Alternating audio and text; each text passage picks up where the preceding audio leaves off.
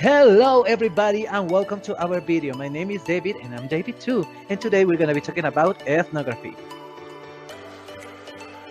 First of all, what does ethno mean?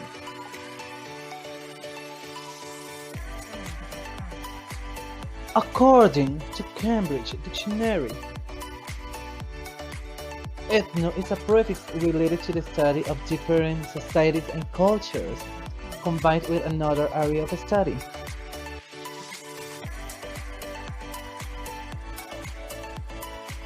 And gravy, what does it mean? And we may say that gravy is related to a descriptive science. So what can we say about that? Mr. David Jiménez, our specialist from Latin America, he's going to tell us about the concept of ethnography. So let's dive into. Okay, to continue with the ethnography, I'm going to bring you a definition and the background. First, the ethnography is a qualitative design in which the researcher describes and interprets the shared and later patterns of values, behaviors, beliefs, and language of a culture sharing group. Also, an ethnography focuses on an entire group, but taking into account within this group, you are going to find different people with several political position, age, level of education, all the aspects that you can find in a community.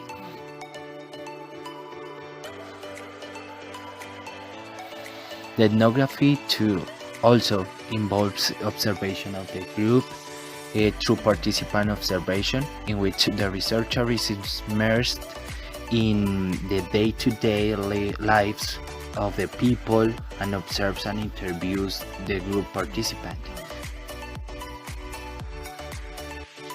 The background, first one at the beginning, the ethnography began in the comparative cultural anthropology, studied by some anthropologists such as Bose, Malinowski, Brown, and Mead, who did traditional scientific approaches through the first-hand collation of data concerning existing primitive cultures.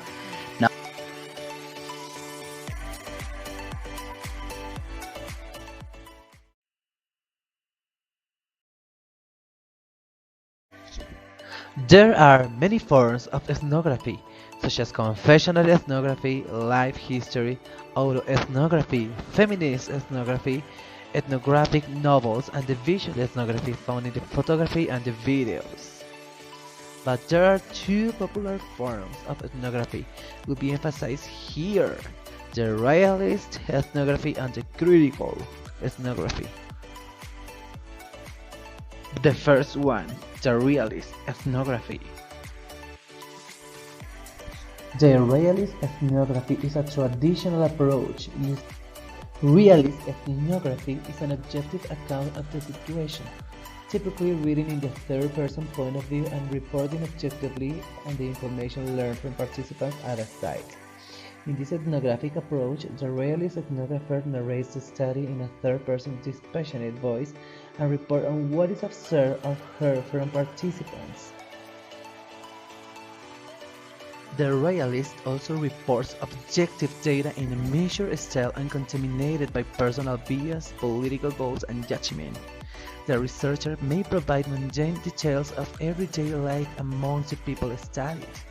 The ethnographer also uses standard categories for cultural description, like family life, communication networks, work life, social network status, and systems. The ethnographer produces the participant views through closely edited quotation and has the final word on how the culture is to be interpreted and presented. And the second one, the critical ethnography.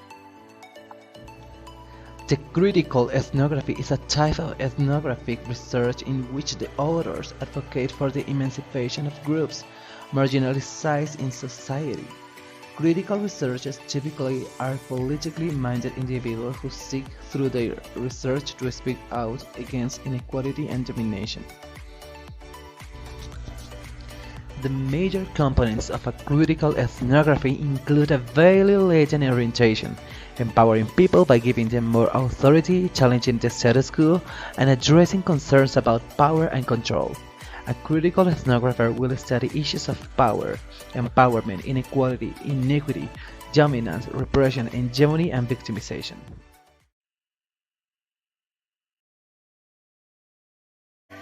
Okay, now I'm going to talk about the procedures for conducting an ethnography.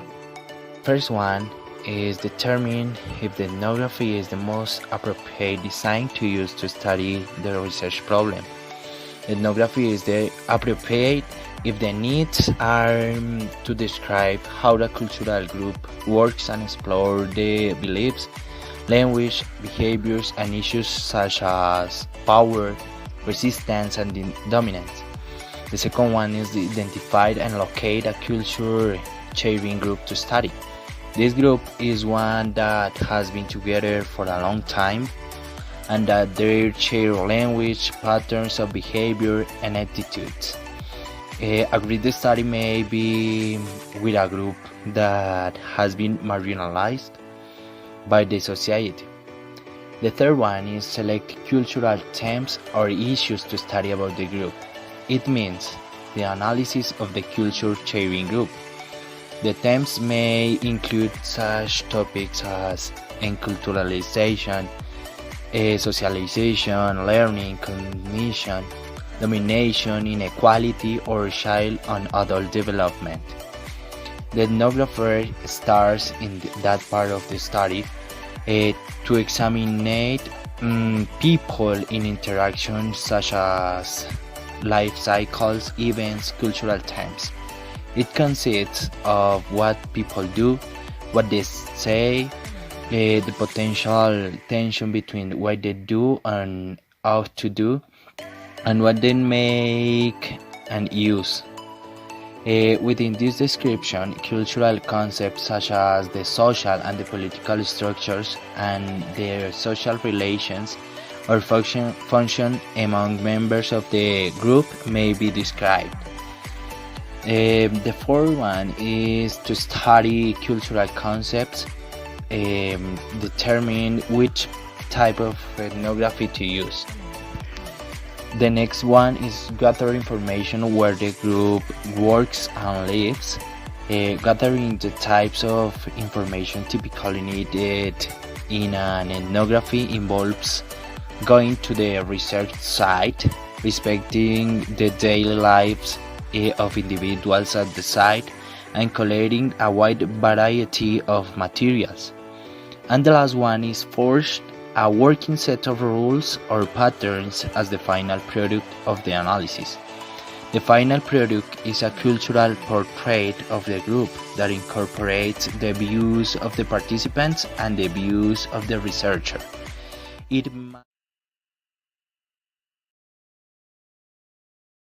Okay, now I'm going to talk about the challenges in an ethnography. Some challenges that you can find in order to realize an ethnography could be, for example, to have a grounding in cultural anthropology and meaning of a social cultural system. Also, the time to collect data is extensive, involving prolonged time in the field. Another is that many of the narratives in the ethnography are written in literary, almost storytelling approach that may limit the audience for the work and may be challenging for the authors accustomed to traditional approaches to writing social and human science research. In addition, there is a great possibility that the research will be unable to complete the study or be compromised in the study. A great issue also is ethnographers face into an unfamiliar cultural group or system. And finally, to do a good ethnography, it's important to be conscious of the impact on the people and the places of the study. The ethnography is a hard work, but not impossible to do. It's a great opportunity to note that the paradigm of some cultures or groups difficult to understand. It could be useful for your study as a researcher.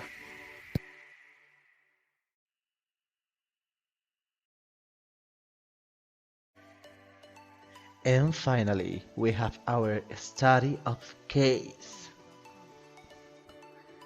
The case of study research involves the study of an issue explored through one or more cases within a bounded system.